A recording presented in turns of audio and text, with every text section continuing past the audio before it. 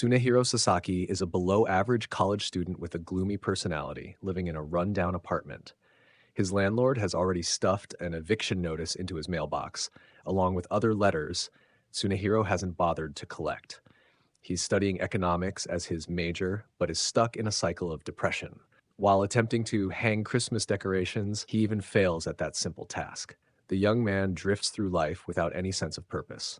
One day, he glances at his unopened mail and notices a reminder for a doctor's appointment.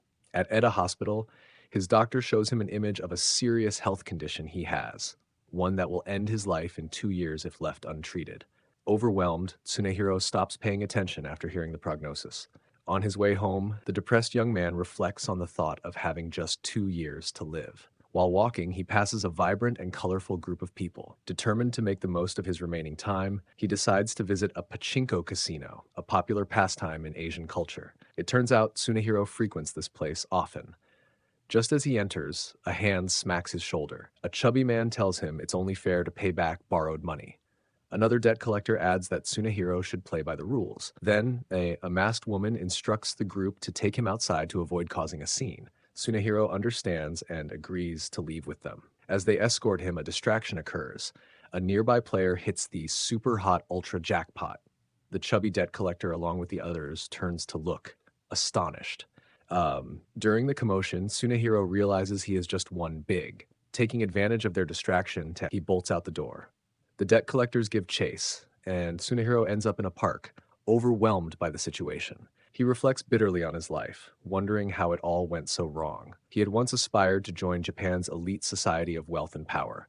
Now he finds himself pursued by loan sharks, all because he borrowed money and let the debt spiral out of control. As despair creeps in, he remembers his doctor's prognosis. Realizing he has nothing to lose, he questions why he should stop borrowing money if he won't live long enough to repay it. Emboldened, he resolves to live recklessly, embracing a scumbag lifestyle. However, his thoughts are abruptly interrupted when the debt collectors track him down, panting and out of breath. With the boss telling him to be a good, upright citizen, Tsunehiro takes off running again as soon as he sees them, barely managing to get away. Panicked, he shuffles up a pole like a stripper but slips off the edge.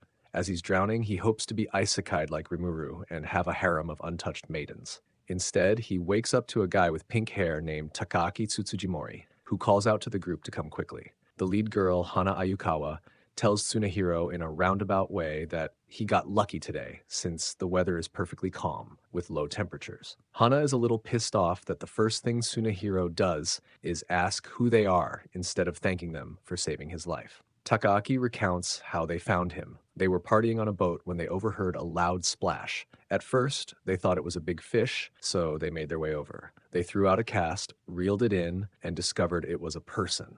Laughing it off, Takaaki jokes about the situation, but Hana snaps at him to shut up, pointing out that he was the one most desperate to save Tsunehiro, even if it made no difference to her either way. Tsunehiro gets up, uninterested, and decides to head home instead. Takaaki remarks that it's a long swim back, prompting Tsunehiro to look around. He suddenly realizes he's on a pier in the middle of the ocean and screams.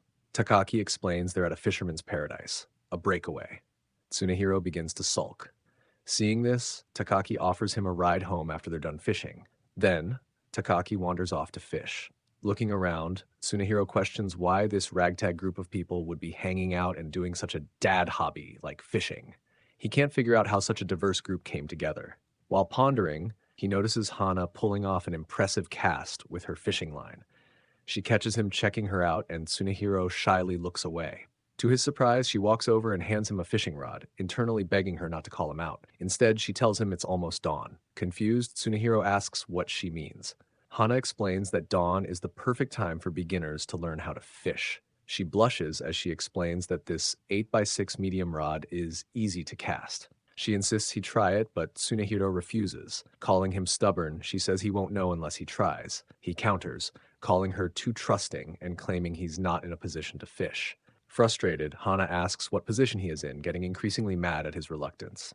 Takaaki, observing the exchange, remarks that Hana doesn't need to be so pushy, which embarrasses her. Overhearing the conversation, the loan sharks tell Tsunehiro that he's in no position to pay them the money he owes. Hana and Takaaki are confused, asking if they are friends of his. Tsunehiro replies that they are not, saying they work in the financial sector of town. Sensing trouble, Hana makes a call to a guy, and their ship starts to turn around. It turns out she and the captain of the ship go way back. Tsunehiro thinks the loan sharks are tough, but he wouldn't want to mess with the captain. Hana tells him he's right, saying you wouldn't want to mess with fishermen on the sea. Everyone, even children, knows that. Takaaki then asks what those guys on the ship were talking about, but Tsunehiro tries to change the subject, suddenly ready to learn how to fish. Takaaki first introduces him to the lure, with Tsunehiro thinking it's some type of toy. Takaaki laughs this off and calls Hana to take over. Hana, embarrassed that it's her job to teach, nevertheless shows him where to put his fingers and explains general safety rules.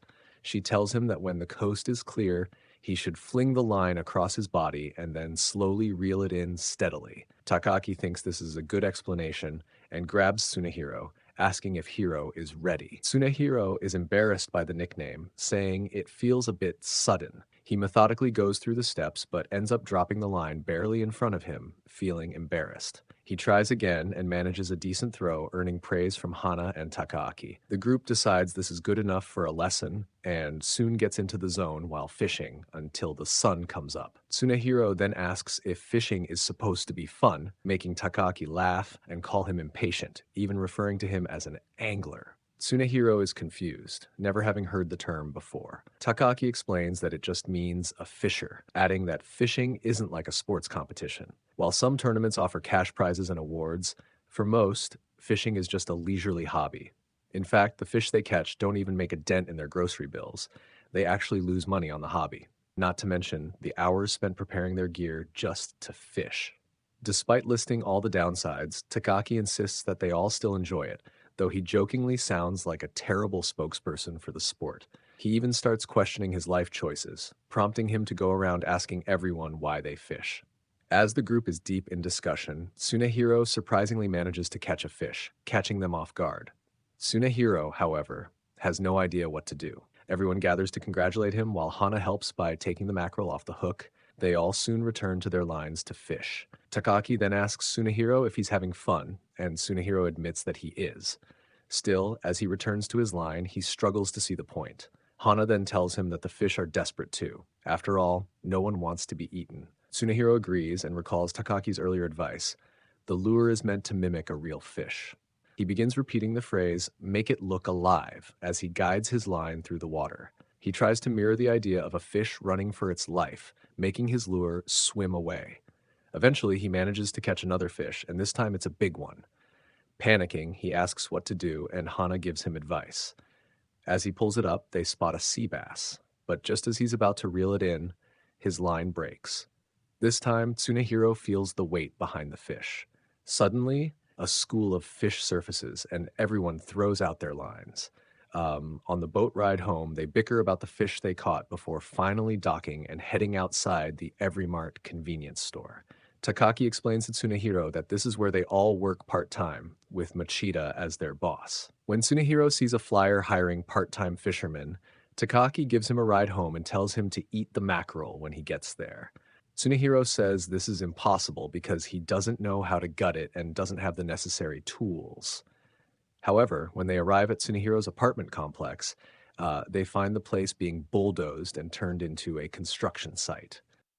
Tsunehiro is still in shock when Takaaki pulls back a tarp and reveals all of Hiro's belongings. When Takaaki turns back to Hiro, the man is summoning spirits, too dejected to move.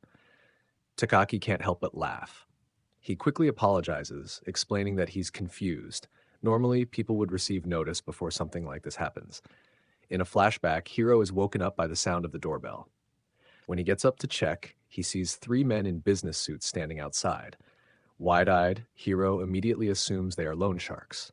Back in the present, Takaaki asks what Hiro plans to do now. A saddened Hiro shrugs it off, saying he'll figure something out, then heads off to play pachinko.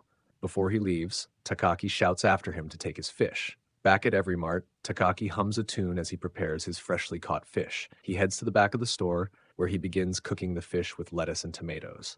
Tatsuta age is the only way to cook mackerel, he declares. Hana, unimpressed, argues that simmering it in miso is the way to go. She then asks where the guy they met last night is. Takaaki dodges the question, saying the answer is too deep and complicated to explain. Hana doesn't buy it and is annoyed that Hiro didn't eat the mackerel. especially since it's so good this time of year. She glances outside and notices that it's raining. Meanwhile, at Hiro's apartment, he finds himself unable to secure a place to stay and decides to spend the night at a net cafe. However, when he checks his wallet, he realizes he doesn't have enough money. Just then, Takaaki walks by and warns Hiro he might catch a cold if he stays outside. Takaaki offers to let Hiro crash at his place, revealing that he hadn't realized Hiro's apartment was being renovated. Hiro admits that he's been shutting himself in lately. When Takaaki presses further, Hiro brushes him off, saying it's none of his business. Takaaki guesses that Hiro hadn't been paying rent, remarking that landlords usually return a deposit or help arrange a new place unless the tenant was evicted. Eventually, Hiro confesses that he's a college student and feels guilty about having his parents pay for both his tuition and rent. He assures Takaaki he'll come up with a plan. Takaaki tells him there's an opening at the convenience store where he works and offers to speak to the manager in the morning. Hiro tries to decline, but Takaaki insists, saying he's already involved and Hiro might as well enjoy the ride. The next day, Takaaki takes Hiro to the convenience store. Hiro, a bit socially awkward, looks around and notices that the store sells a lot of fishing equipment. At the counter, Hana deals with a customer complaining that his shrimp chips taste too fishy. Meanwhile, Machida calls Hiro to the back. After glancing at Hiro's resume, Machida decides to hire him, joking that he'd hire a cat if it could work the register. He only asks Hiro one thing: "Can you fish?" Hiro feels pressured, believing that if he fails to say he likes fishing, he won't be hired. So he goes on about how much he hates fishing, but this backfires as the boss is looking to hire someone who doesn't like fishing. This throws Hiro off guard.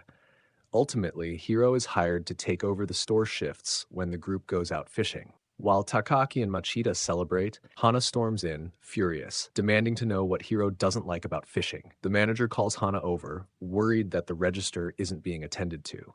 This turns out to be the case, as the store is packed with people, with Kozue Nishimori nervously standing by herself. The manager, being shy and overwhelmed because he doesn't like to yell, calls for Takaaki to handle the situation. Once everything is under control, Hana announces she's borrowing Hiro tomorrow. Hiro is confused, as it sounds like she's asking him out on a date. However, instead of going fishing, Hana takes him to an amusement park with Kozue, Takaaki, and Ice. Hiro initially thought this was going to be a date, but Takaaki lectures Hana, pointing out that not everyone has to like fishing, especially since Hiro will be working while they fish. Hana doesn't care and takes them to the back of the park, where there's a fishing pool. Kozue and Ice stay with Hiro, and Kozue, being the social butterfly, begins chatting with the awkward Hiro. Meanwhile, Ice invites him to go swimming, which makes Hiro flustered. Hana storms over with some fishing equipment and challenges Hiro to bait fishing. Hiro is confused, and Hana reminds him that he once caught a bigger fish than her, so she wants to challenge him to settle the score. Hiro sweat drops and asks why she's acting like a child. They all separate to find good fishing spots, and Kozue instructs Hiro on how to use bait. While she's doing this, Takaaki catches a fish and rubs it in Hiro's face. Kozue then explains float depth, the varying depths where fish can be found depending on the time of day. She hands him a line and encourages him to fish with Hana. Time passes and Hiro grows bored, having caught nothing. Standing for so long starts to hurt his back, and he wishes he had a chair. He notices some splashing in the pool and assumes that's where he should cast his line. It doesn't work at first, but after a few attempts, he manages to get a bite. Struggling to pull the fish up, it escapes. Hana walks by and sees that he almost caught a big Neria salmon. She points to a poster, and Hiro admits he's never seen the fish before. Inspecting his fishing rod, Hana notices he's out of bait. As they walk, Hiro grows gloomy, doubting he can catch anything. Hana dislikes his attitude and tells him that nothing would be fun if it came too easily. Hana thinks he's yanking too hard on his rod and panicking. With her coaching, Hiro finally catches his first salmon. However, Hana isn't paying attention because she notices blood around her line, signaling that the prized fish is nearby. This fish proves challenging, wiggling side to side and overpowering Hana, almost pushing her into the water. Hiro rushes over and catches her. She thanks him for the save, and Hiro becomes embarrassed, realizing he's holding her by the waist. Oblivious to this, Hana removes her sandals, determined to get serious. She starts to mirror the pattern of the fish, with Hiro realizing that this is all she needs to catch the fish, even if the rod and line quality are lacking. She yells at him to get the net, and he rushes over but still doesn't think he can be of much help. She tells him to calm down, and he manages to assist her in catching the fish. The girl is overjoyed, yelling in excitement, which makes him laugh. By the end of the day, Takaaki announces the results, starting with Ice getting 8, Kozue getting 6, and Hana and Hiro getting 5. Hana gets mad, reminding the boy that salmon are worth 5 points each. Takaaki reminds her that she said they were counting by the number of fish, as she was the one who made the contest rules. Hana still wants to compete with Hiro, but Takaaki tells her to save it for another day. When it's over, Hiro is scared to gut the fish, but Hana tells him it's easy as she demonstrates using scissors. She urges him to get over his fear while Ice and Kozue mercilessly cut their fish. After they cook the fish, Hiro initially doesn't think he'll have an appetite, but once he takes a bite, he cheers up. Hana tells him that fish he catches always tastes better and asks if he still hates fishing. Hiro admits that he doesn't, and Hana is delighted to hear this. As they're all walking to the car, some guys recognize Hiro. They're shocked to see him as he hasn't been at school lately. Hiro doesn't know how to respond, and his coworkers ask if these are people he knows. Flustered, Hiro makes an excuse to go to the bathroom. Hiro panics and takes the train home, leaving his new coworkers waiting for him at the car. Kozue suggests that maybe he went home by himself, but Takaaki doubts it since Hiro is staying with him until he finds an apartment. Hiro realizes he has no real home to go to and ends up at a manga cafe. He rents a room for the night, feeling comfortable for the first time in a while, but questions why anyone would want to hang out with someone drowning in debt. During the mock exams, Hiro doesn't perform well, which stresses his mother out. While eating, he downplays the importance of the exams, dismissing them as pointless because, in his view, it's everyone's backup college. He then notices an ad for a business class about stocks, which piques his interest. Later, the students from the amusement park who were chatting with girls earlier ask Hiro to teach them how to trade stocks. They suggest meeting in the cafeteria for lunch, panicking because their portfolios are dropping. However, Hiro doesn't show up due to his social anxiety. As Hiro's own portfolio starts to tank, he turns to the loan sharks who run the pachinko casino to borrow money, convinced that he can repay them once he makes it big. But the next day, his stocks completely collapse. Ashamed, Hiro tries to hide it, but the students who wanted his help discover his failure. Overwhelmed, Hiro flees the university, only to later receive bad news from his doctor. At work, Takaaki tells the manager and Hana that Hiro never came back to his place. They're unsure what's wrong, but assume it's personal. Takaaki wonders if Hiro will skip work too since it's his first day. Hana isn't concerned, saying it happens, and it's not like Hiro is going to die. Takaaki jokingly reminds her of when they found him falling off a bridge. Hana guesses he'll show up when he gets hungry, but Takaaki disagrees, saying Hiro isn't a stray cat. The owner, Machida, tells them they should leave. Takaaki assumes he means to look for Hiro, but Hana quickly says she's not interested. Machida clarifies that he doesn't care about Hiro. He's more interested in catching a hound shark for the 1 million yen prize. At the contest site, the atmosphere is tense. Machida daydreams about owning a boat, but Hana ruins his fantasy by pointing out that he'd still need a captain's license. Takaaki has a similar daydream, fantasizing about buying a car designed for holding fishing equipment. The three spend the day fishing and talking about the hound shark, discussing everything from how it tastes to whether they've ever caught one. Just as Takaaki thinks he's hooked something, he realizes his line is tangled with Hiro's rod. Takaaki is a little annoyed that Hiro vanished on them the previous day, but lets it go. The manager also doesn't mind that Hiro skipped work as long as he's willing to split the reward money if he catches the fish. While fishing, Takaaki questions Hiro about his expensive equipment, lecturing him that high-end gear isn't necessary. He also starts pressing Hiro about how he afforded it, given his financial situation. Hiro admits he's in debt, but when Takaaki asks how much, Hiro ambiguously answers, huge. Takaaki assumes he means the amount, but Hiro clarifies that he's talking about the line on his rod. It's huge because he's caught something. Hiro begins to panic, but Takaaki coaches him through how to reel it in. Meanwhile, the loan sharks have also shown up to fish. Lenny asks the boss if they can realistically catch the 1 million yen hound shark with just a piece of wood and a string, especially since everyone else looks more professional. Boss lady shrugs, unsure but unconcerned. Sunny gets into an argument that makes her mad, but he isn't worried. They don't need to win. Instead, Sunny notices Hiro and starts walking toward him. A crowd starts to form as this could be the prized fish.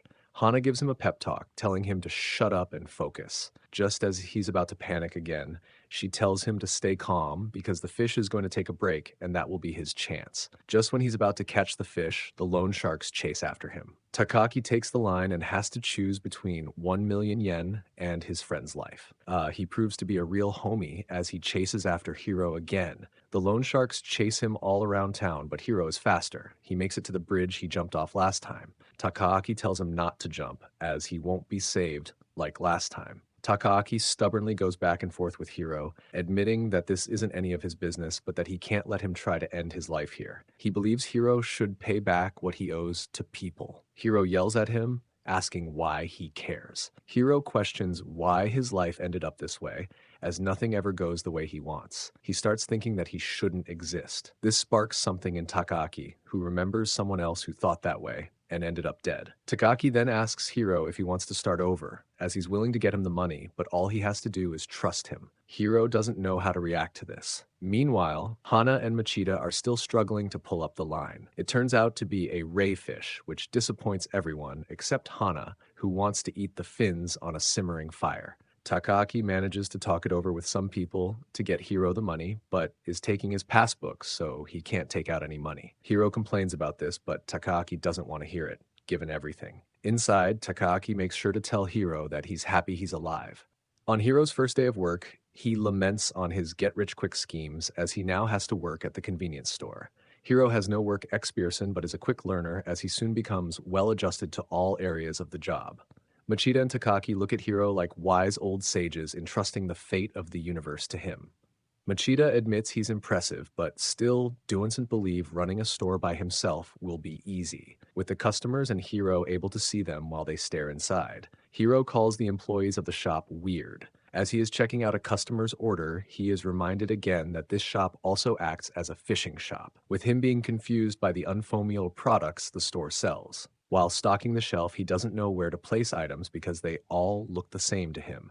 Hana gets his attention to show him a cute fishing lure as she explains how cool it looks in the water. Hana then talks nonstop about all the products they sell and how they work, with Hiro being completely lost. By the second, it feels like he's fading away, but the girl isn't able to recognize this. After work, Hiro is snacking on cheap snacks at Takaaki's apartment, with the older boy asking him how his first day of work went. Hiro doesn't know where to begin as he forgets it's a convenience store, as there's so many things inside. As all the fishing equipment comes with a steep learning curve, as he doesn't know how he's supposed to memorize all the items that they sell, with him currently trying to understand how to get his lure deeper in water. This is when Takaaki tells him to catch, throwing an object at him. Hiro manages to catch it to only been stunned, as this is the man's car keys with his fishing weight attached to it. Hiro can't believe how trusting the man is to actually just hand him his car keys. Moving on from this, Takaaki tells him the weight is FERC, with each weight standing for something in ounces.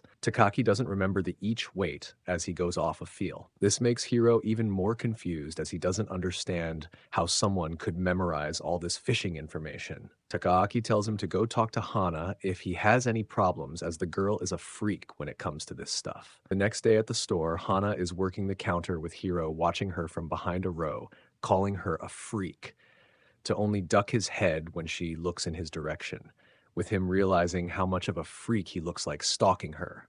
As he's about to get to work, a fisherman stops him to ask if he could cast a jointed claw a 178 with this rod. Hiro has no idea what the man is asking him, and Hana interrupts to take over since he's struggling.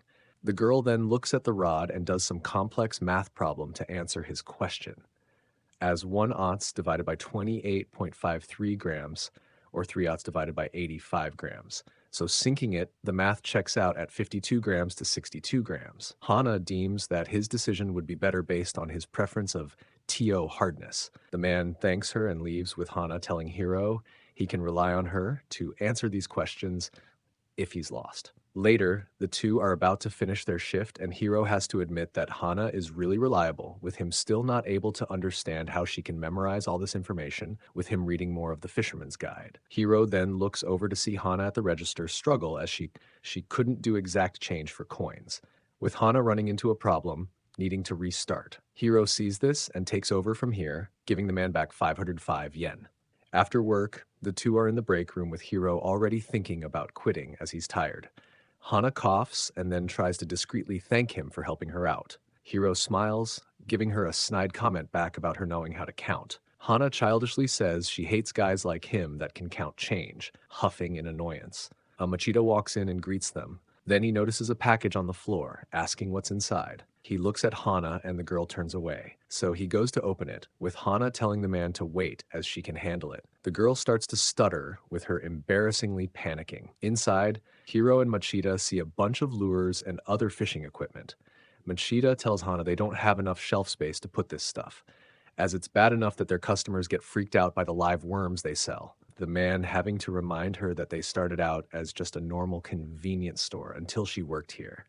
This throws Hiro off guard. Hana gets embarrassed, asking what's wrong with it as it got them more customers. Machida admits that's true, but again, they creep people out because of the worms. With a lot of people quitting in the first week because there's too much they had to learn. Hiro's sweat drops because he knew he couldn't be the only one struggling to learn all this stuff. Hana makes an escape, saying she's going to bed. Hiro is confused as he doesn't know what she means by that, with him catching her walk up to the attic. Hana tells him she's going to bed like she said. With a straight face, she tells him she lives here, leaving him baffled. Now in the day in the life of your local Hana.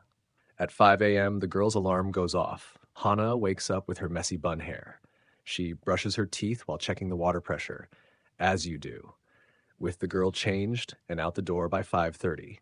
She does a stretch, talks to the retired fishers, and does some morning fishing, catching some small-time fish she uses to feed the cat. Then she gets changed for high school, fries up the rest of the fish, and makes her lunch from items in the convenience store and rides her bike to school. At school, she sleeps during lectures, with a lookout waking her up when the teacher walks by.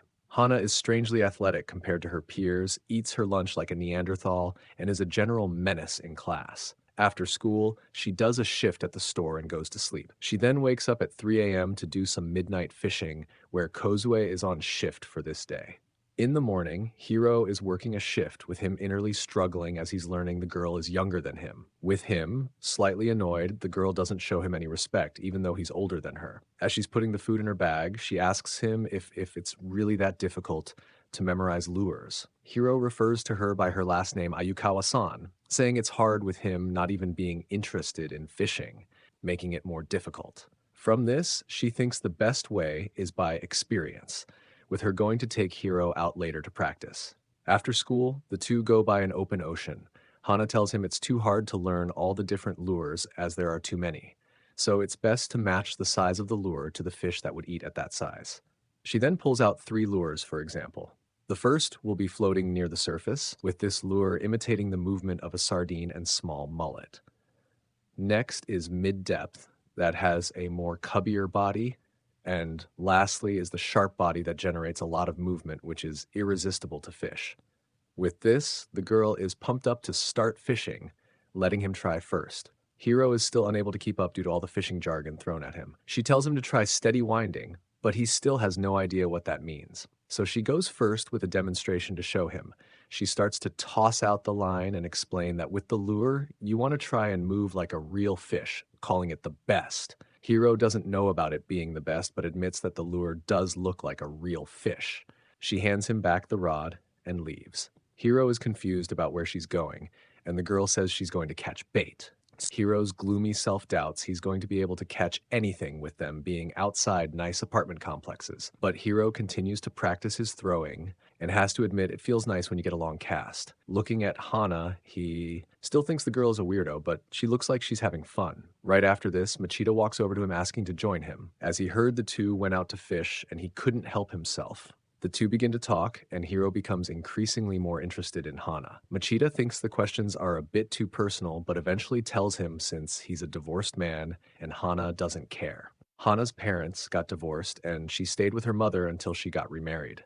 With Hana moving out so her mother could start a new life with her husband, so her grandmother got custody over her. With Hana's grandmother being the one who owns the store, as Machida is just the manager. Hana also lives away from her grandmother as she preferred fishing here. Machida finishes his explanation and leaves with Fujishiro, with him spending most of his afternoon fishing with Hana and was unable to catch anything.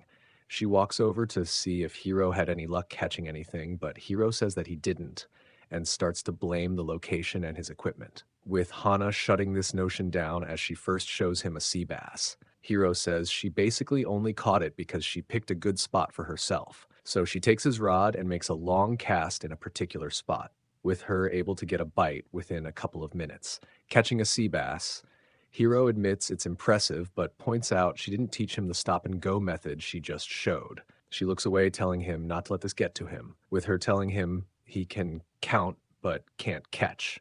And that's when it hits him. She took him out today just so she could say that. Hiro tries to get her to show him this technique so he can get even with her, but she denies it as it's getting late.